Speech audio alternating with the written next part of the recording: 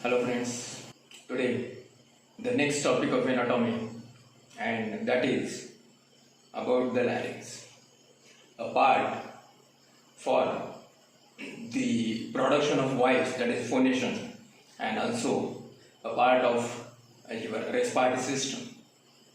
And let me talk in detail about the larynx, and I will try my level best to explain particular that the vocal cord, that is little complication is there to understand, but I will try to explain my level best so that you can understand it properly.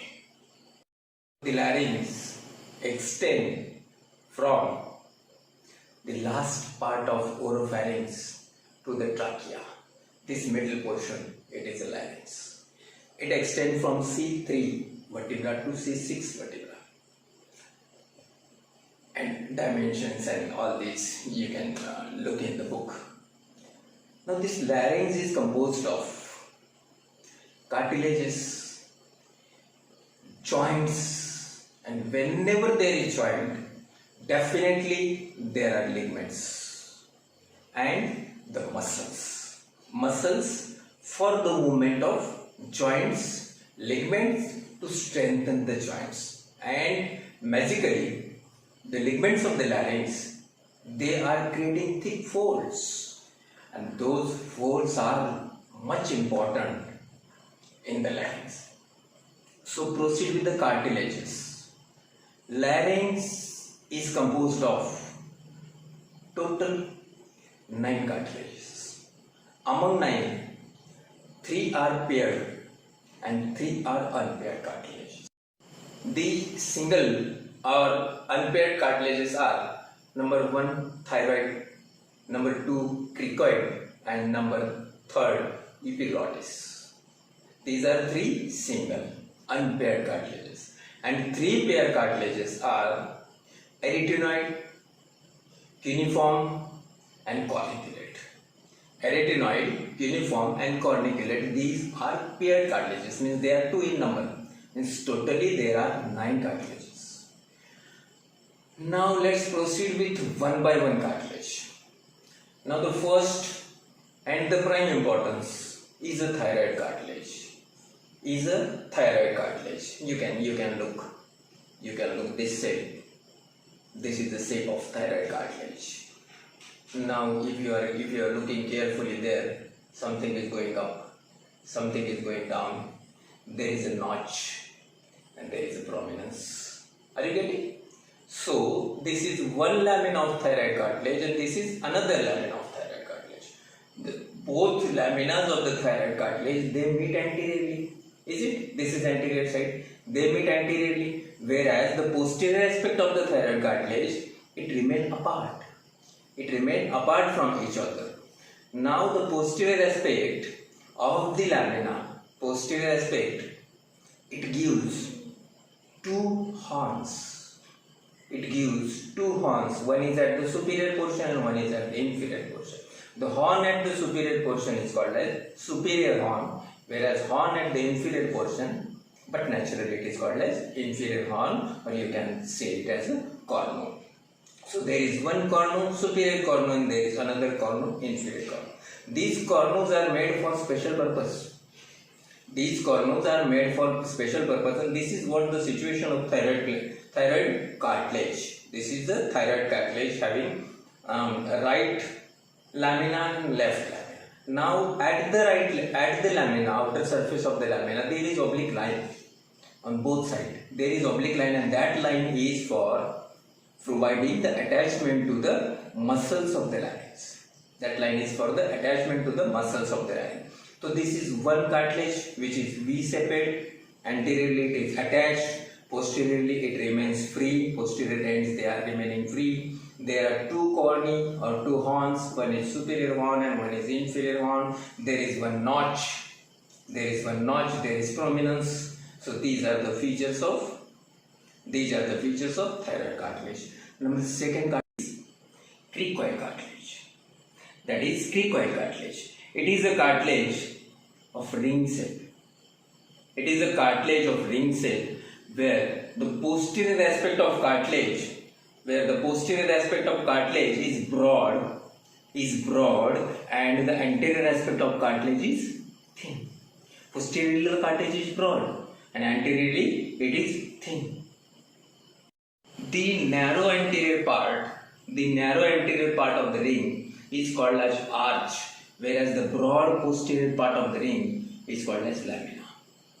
There is arch and there is lamina. So narrow anterior part is arch and posterior broad part of the cartilage is lamina. The third unpaired is epiglottis. Epiglottis is a leaf-shaped cartilage having upper portion which is broad and lower portion which is narrow, a pointed lower portion. This pointed lower portion having its attachment with the notch of thyroid cartilage. Just we discussed thyroid cartilage having two laminae, and there is anteriorly at the upper part there is notch, and this pointed part of the epiglottis having attachment with the notch. This epiglottis, your cricoid, they are important. Cricoid is important because cricoid is helping to attach the important cartilages, more important cartilages, which are much valuable for the vocal cord, and all the cartilages they are working so that they are working in a way so that they can perform the proper function in correlation with each other.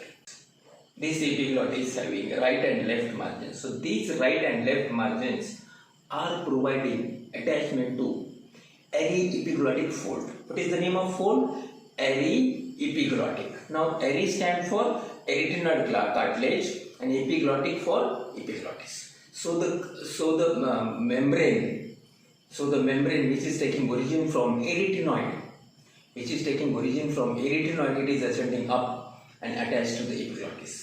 Either side of the epiglottis, at the right side and at the left side. So these are the aryepiglottic fold attached at the margin of the epiglottis.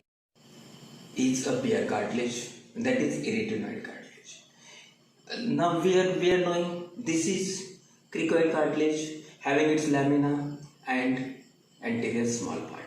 Now this lamina of the cricoid cartilage, these two cartilages, arytenoid, they are sitting over the upper border of the lamina of the cricoid cartilage. These arytenoid cartilages are having upper part,